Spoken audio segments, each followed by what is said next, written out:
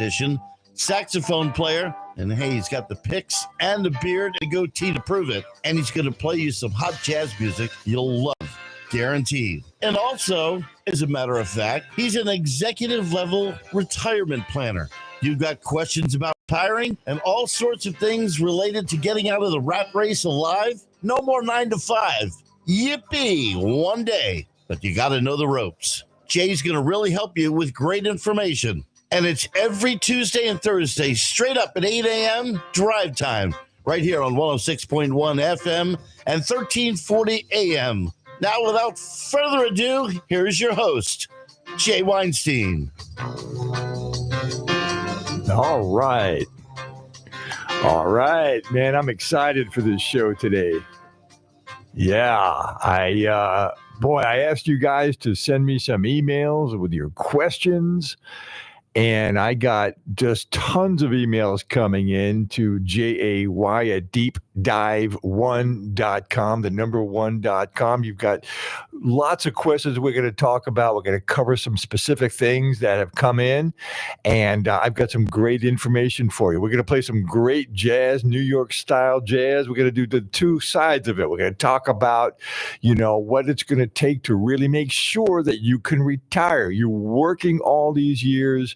You're fighting the tax man, you're fighting the banks, you're fighting the credit cards, you're fighting funding college for your kids, you're fighting inflation, you're fighting all these things. You're working. What's it going to look like one day? How are we going to get you prepared, right, to make sure that you've got the income that you need? And the questions that came in, there's just one overriding theme that I really, really want to address and say, that there's a lot of confusion out there, right? Is confusion about the pension and Social Security and taxes and fees and all these kinds of things. We're going to get into the specific questions, but the thing that I see more and more from people that I work with and people that I talk to is that they really don't know where to turn. They don't know who to ask the critical questions, right? If you go to personnel, they'll just tell you what you can do, what's available for you at your company, right? They're not going to tell you what's best for you and your family. And this is crucial. When you talk to your accountant or CPA, these are hardworking people. My dad was a CPA, an accountant, and you ask them, how is my retirement going to look? And they'll say, what are you asking me for? I'm doing your taxes.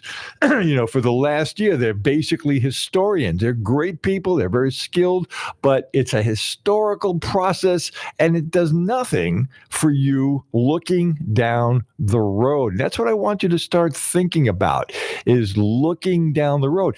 If you have investment advisors, and I don't mention any company names, but you know who I'm talking about, the big investment companies. If you ask them, hey, what does my retirement, what's it going to look like, right? Where am I headed? And they'll say, well, we can give you some reports and these kinds of things and numbers, but really, is it customized for you? Many times this is off the shelf. And I say to people, you know what? Write a note out, right? Take a piece of paper, all right, and write down that you, my financial advisor, guarantee that I'm going to have a successful retirement and that I'm going to have plenty of income for the rest of my life. I'm kind of joking when I say this, but I've actually had people do it where they say, I'm going to write this note down that you are promising me that I'm going to have a successful retirement. And I want you to sign this, right? Just think about that for a second. That's never, ever going to happen, right?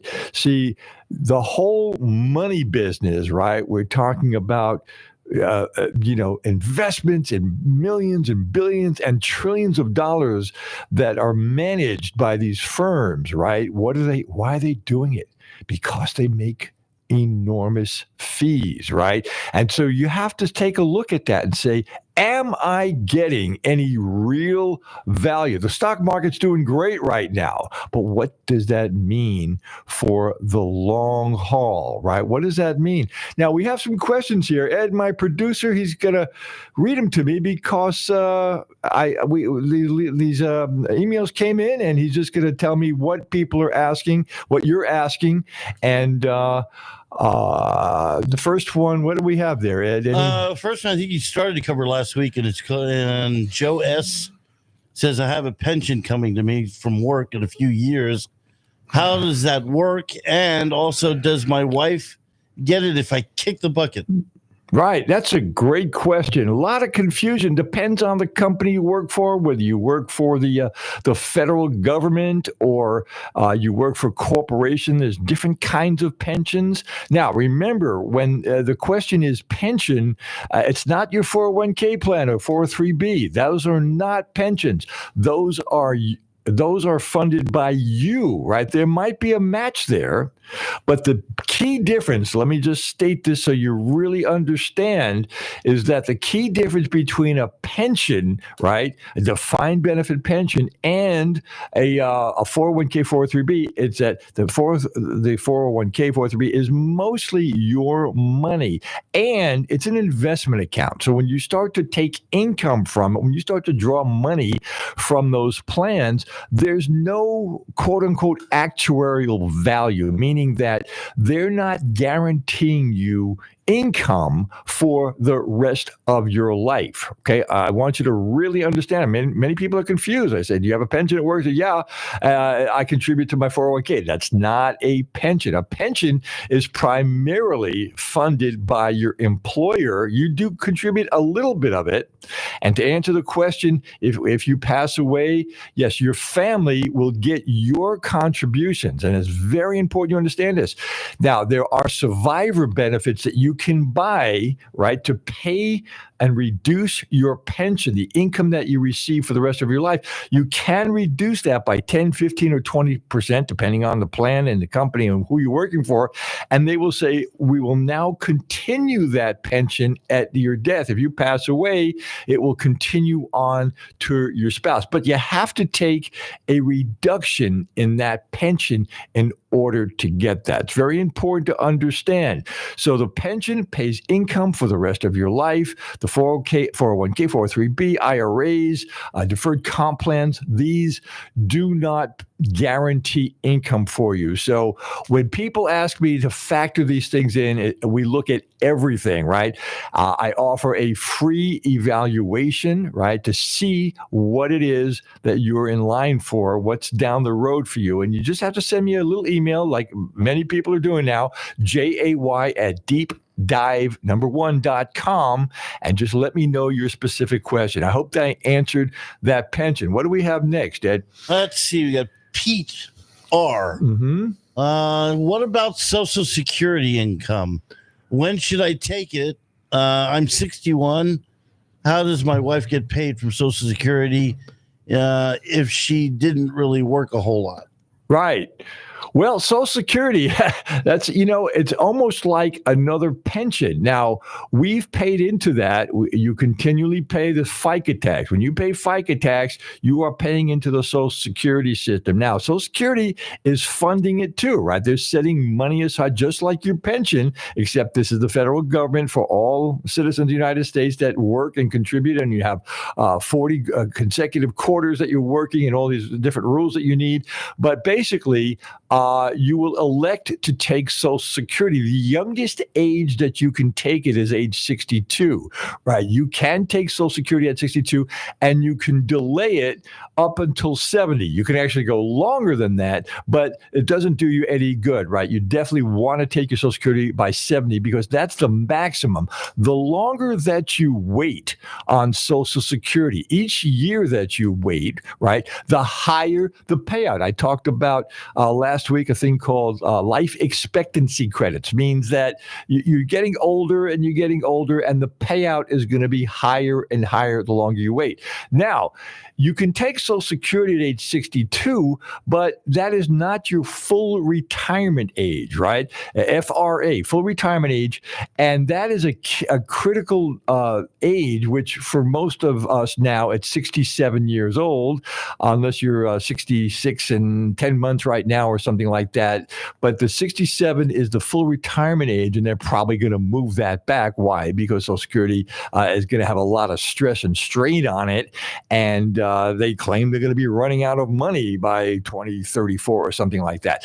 But the thing about it is you don't really, unless you absolutely need it, you don't want to file for Social Security at age 62 or 63 or 64 before your full retirement age because... right? If you're still working, they're now going to penalize you for every $2 you make over, I forgot the exact number, $15,000 a year. For every $2 you make over that, they reduce your Social Security payout $1. It's absolutely amazing, but they're trying to get you to not file for Social Security until you reach your full retirement age, right? It's important to understand that. And so the longer you wait, the higher the payout. But once you hit your full retirement age, even if you're still working, right? Even if you're still working, they will not be penalizing you for the income that you're making from employment. They won't be applying that towards the Social Security, or they won't be giving you that penalty. So it's very important that you understand that you really want to make sure that you can, if you want to retire early, try not to file for Social Security until you hit that full retirement age. Now, there is one other thing I want to discuss. There's many. Social Security is a very complicated issue when you really look under the hood. But another thing about that is that you are going to need to, by IRS rules and regulations, you'll be reporting up to 85% of your Social Security that you receive. I'm not talking about the FICA tax that you're paying in, but you will be reporting that as earned income, right? And there's a calculation, which I'm not going to get into right now. It doesn't really matter. But the point is, if you're making over $25,000 or $32,000, there's different levels, whether you're single or you're married, up to $4,000.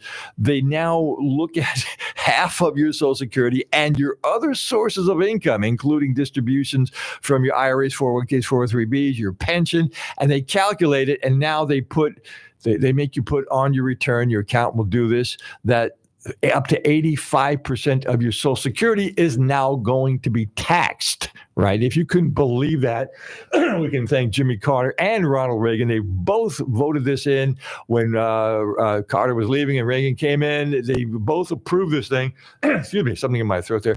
And they pushed it through that Social Security income is includable if you have certain moderate thresholds. Your Social Security income will also be taxed on the way out as you're receiving it for the rest of your life. If you can believe that, please don't shoot the messenger. I don't make the rules. Ed, what do we have next on the list of questions? Anything that you... Yeah. Let's go to Samantha. She said, I'm wondering if I should have life-ins or not myself. Life insurance. Yeah, she abbreviated. Yeah. Life insurance, or not myself and my husband. Kids are grown, and all that. Yeah, the kids. Well, should you have life insurance? The answer is definitely yes and definitely no. It really depends on your on your situation. But you know what? Before we get into that question in more detail, it's time for a little bit of jazz, a little New York style jazz. A little story here. A guy named Thad Jones and another guy, Mel Lewis, formed a band in the 60s and early 70s. And one of the great all-time big band bands that were created out of the Basie era and at Duke Ellington. These guys really started to modernize guys, the big band jazz. And I've got a tune for you, one of my favorites, something you may not have ever heard because it wasn't broadcasted on the radio stations, but this is kind of under the radar, so to speak, right? We're going to play a tune called Big Dipper by Thad Jones Mel Lewis. We'll be back and we'll answer that question about life insurance and whether you need it or not. Let's hear this tune.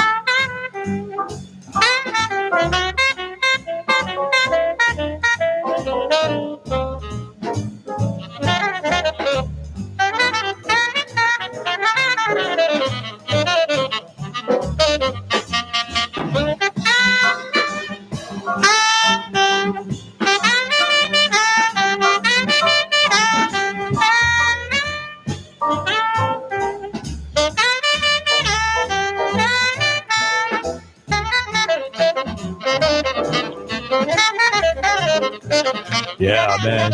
That's a guy named Eddie Daniels. You may have heard of Eddie Daniels. He's a plays clarinet now. He tours. You can Google him.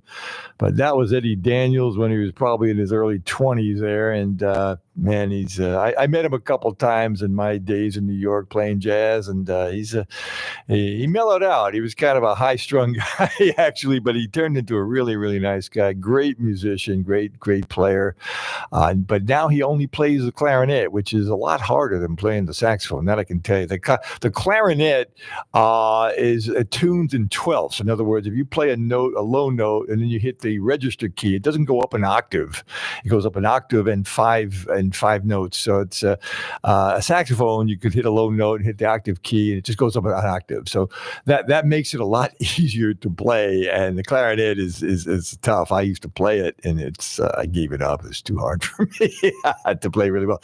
Anyway, to get back to the main portion, the questions that we have a bunch of other questions, but somebody asked, I believe Samantha, what about life insurance, right? And it's people say, well, you just have life insurance while you're younger and you're married and you have kids, and to protect the family and you protect your income. And yes, of course, I think everybody should be doing that. Not everybody does.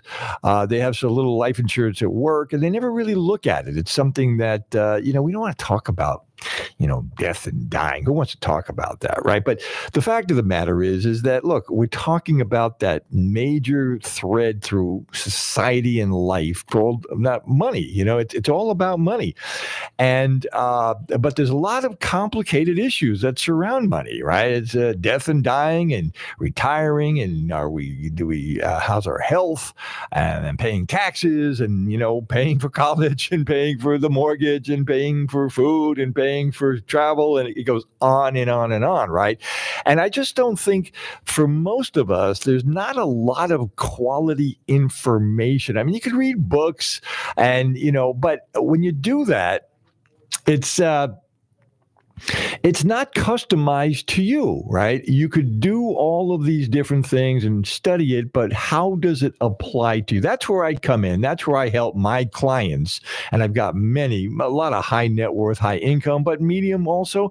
No matter where you're at, it makes sense to really sit down with somebody who understands your particular situation and can offer you some suggestions about how to structure things so that you'll have more. You'll get more. You'll be safer financially.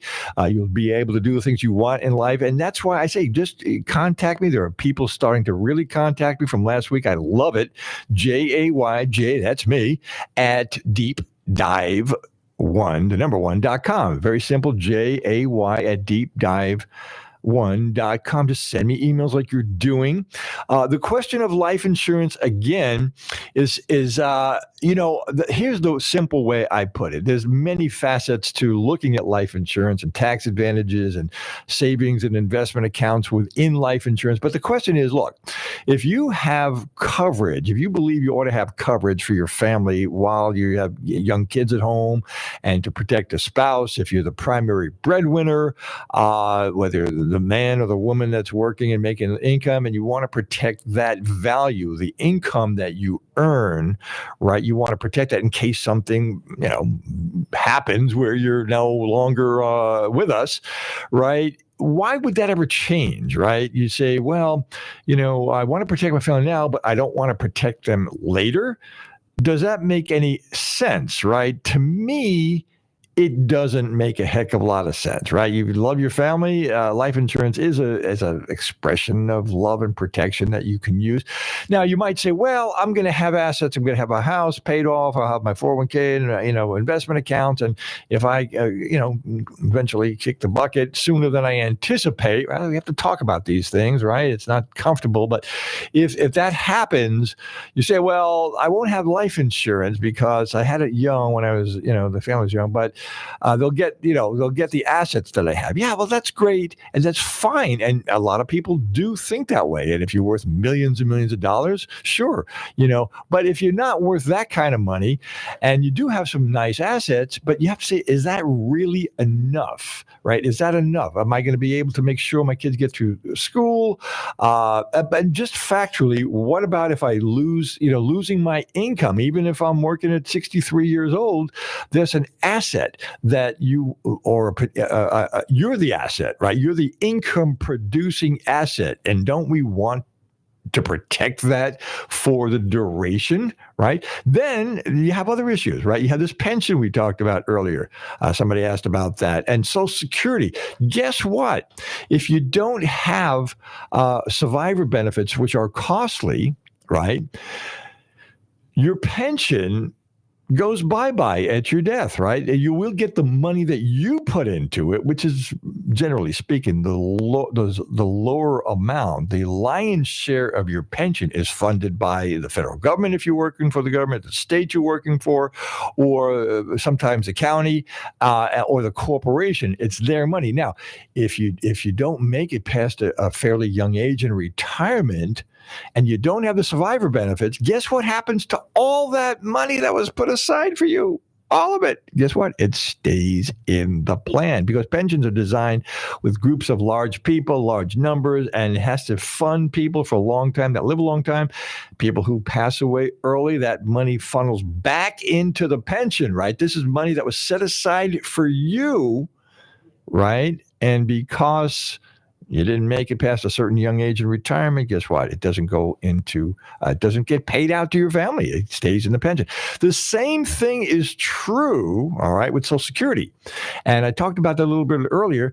So the thing about the life insurance is, well, why do I need it? Well, it's because there's a lot of money that's been set aside for you in these different plans. You want to protect the ongoing financials of your family, your kids, grandkids, if you want to leave an estate.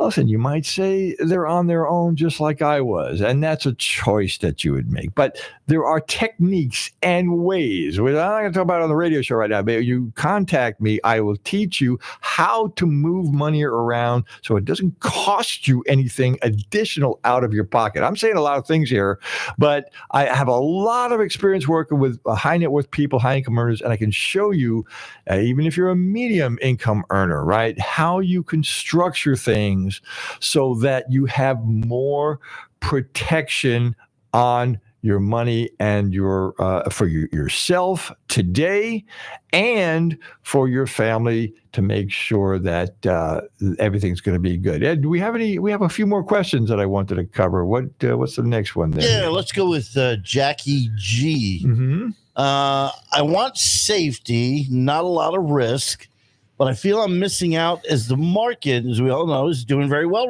lately. Yeah, right. Well, it's all about asset allocation, not from a standpoint of what stocks or funds should I buy? And that's on when you talk to the investment advisors, which I am not. I am not an investment advisor. I'm never going to tell you what securities you should purchase. I am not licensed any longer to do that. I don't do it. And I make that very clear. But when you talk to your investment advisors, it's all about, well, the mix. You should have large cap, small cap, high risk, whatever it is, bonds and bonds that have more risk to them, and these are securities, and that's all fine. But when you start to look at the big picture, that's what I try to get my clients to do, and they do a lot of times, is look at the larger picture, because you might be making money right now. The market's going up. It's great. But what does that mean for the longevity, right? If there's no protection on those gains, there's no protection on your ability, right?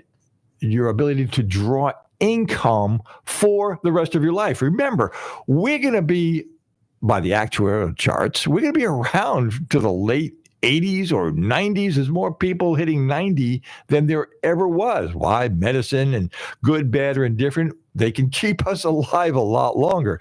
And that's, it's good news. And I guess it's not so good news, because who wants to be alive? And, if your health is not there, I mean, you know what I'm talking about, right? So but for many people, we are exercising more, we're eating better. And we have to make sure that the longevity aspect, right? The ability to have money coming in. Look, money is a boring topic for many people, but it's so crucial. Try to live without it, right? How are you going to do that? You can't. So when you get to be an older age, we've got to make sure that your longevity, your lifespan, how long you're going to be living, we have to make sure that it's funded. Right. And when you look at the stock market and the ups and downs and the math of it, and this is what I teach my clients, so I call it sequence of returns, right? The ups and downs, and drawing money from these ups and downs, and paying fees, and offsetting inflation, and just having, that income coming in on a regular basis. It begets you to really look and see, should I have all of my money in the market? You want to mitigate your risk by using certain types of fixed instruments that I work with. There's annuities, there's life insurance, there's bank CDs, all these different things, but there's tax consequences. There's many things we have to blend together and come up with a formula that really works for you, so that you can see, right, how things will develop over time. I'm saying a lot here, and I don't want to give you too much. I don't want you to think that this is complicated. I do the heavy lifting for you, and I show you how it all works out. I love doing it. It's what I do all day when I'm not on the radio. I have 4 to 6 meetings a day with people that are calling into me, or that have reached me through social media or referral, whatever it is. So I want to help each and every one of you, right, that have these kinds of questions. You need to email me, jay@deepdive1.com. You can text me on 602-448-0263. Again, 602-448-0263. Now, we're going to go back to the jazz portion of our show. I've got a guy named Chuck Israels. Chuck Loeb is his name. Chuck Israel's a bass player. Chuck Loeb and he's deceased. He passed away a couple of years ago. Great guy. I knew him. In fact, he once sublet my apartment from me in New York. And I was on the road with Ray Charles, and he was on the road with Stan Getz. And it was funny. We met in a same festival we were playing at in Europe. I think it was in Scandinavia or Sweden. And we were hanging out, and he was renting my apartment from me in New York while we're hanging out. It's a funny story. But Chuck Loeb is a fantastic guitar player. He's in a band called Foreplay. And we're going to cue that up. I think you're going to like it. It's a little fusion-y, but I think you'll really like it.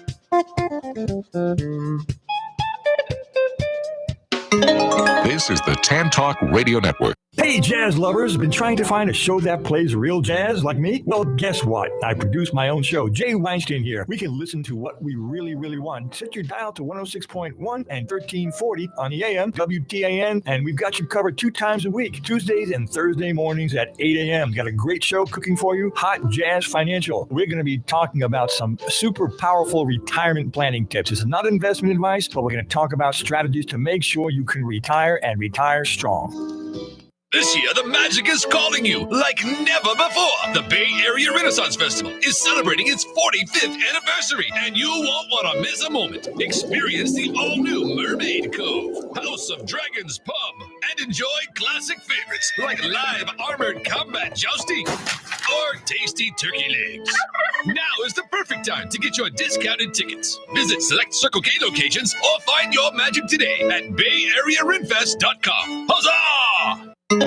This is the Tan Talk Radio Network.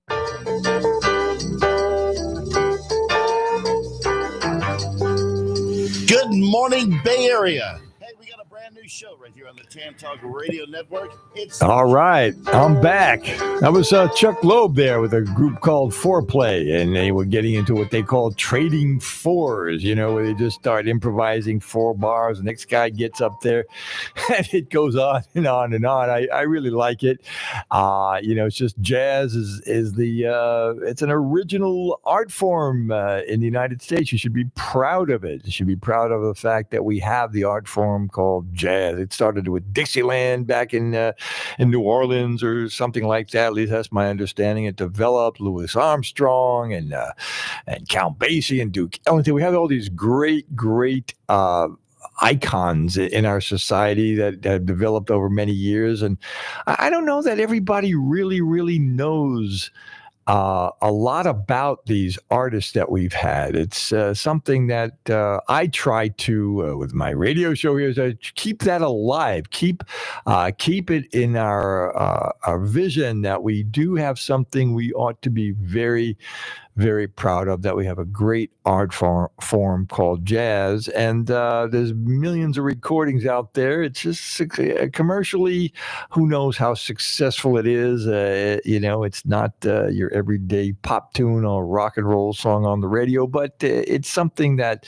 I think we should definitely keep alive. Art is a great thing to have in our lives, and the jazz music is definitely one. Now, Ed informed me that there's another question here.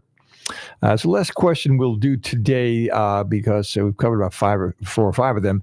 One about Medicare, medical, and that when retires, what happens? What's going on with Medicare, and what happens if there are bills and treatments or rehabilitation that are those covered by Medicare as well? Because listen, we all know people that are elderly and they have to go into nursing homes, and God forbid, we don't want that to happen to us or anybody we know or we're close to. But it's a fact of reality, right? That we are as I said before, we're getting older and older, but some of us, the bodies break down and you need care. And where does that money come from, right? And there's basically two ways of looking at it. One is that you have money, you've saved and invested, you've done a good job, and that's, I guess, most people. But there are people that, haven't been able to do that for one reason or another. Their expenses in life were more than their income, and they couldn't save that much. So for people that, if you don't have any money, there's a thing called Medicaid, and the state will come in and pay for your care should you need it, right? It just basically says that you're out of money, you don't have anything, and they're not going to let you just live in squalor, on the street. They're going to put you into a facility and they'll cover it, and that is what Medicaid is. But again, you have to show that you do not have any money, right? That's just the bottom line. For the rest of us that have been able to save and hold on to money, well, guess what? After if you are sick, of course, you'll be on Medicare, right? And we pay for that. If you're retired or you're no longer working, you're receiving Social Security. You pay, I think it's $175 a month right now. It changes each year, goes up.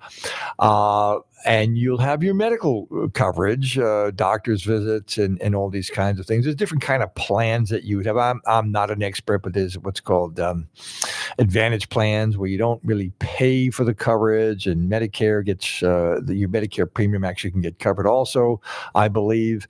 And but the bottom line is you'll have good coverage, especially for catastrophic care, right? And for any kind of big medical expenses, right? But then the thing is, well, what happens when you get out? And and it's not something a lot of us think about. It's really not, but it's one of these things that you're just not going to hear about, on the news very much. You know why? Because it doesn't sell. It's not exciting, and there's many, many aspects of money and benefits and things that are not exciting. You're not going to hear about it. So if you don't know about it, or you don't know somebody, or you really looked into it for yourself, you might be in for one day a rude awakening. And that's what I'm trying to help you avoid, is these rude awakenings where you get slapped with a huge bill for tens of thousands of dollars or more that you didn't know you could be liable for. And that's one of them is paying for your care should you require a professional assistance because your spouse can't do it, or it's just you just need professional care for whatever reasons. And, the numbers that I've seen and heard about, it could be $10,000 a month for a facility, $120,000 a year or more, right? And who's going to pay for that? Well, Medicare, and the exact to the letter rules, I am not 100% certain, but it's like 20 days or something. They'll cover you after you leave the hospital, after your coverage, after your medical expenses in the hospital, and then you need rehabilitation, let's say, they'll cover you maybe for 20 days at home. It's very, very, when I work with clients, I don't even consider it because it's not much at all, right? You're going to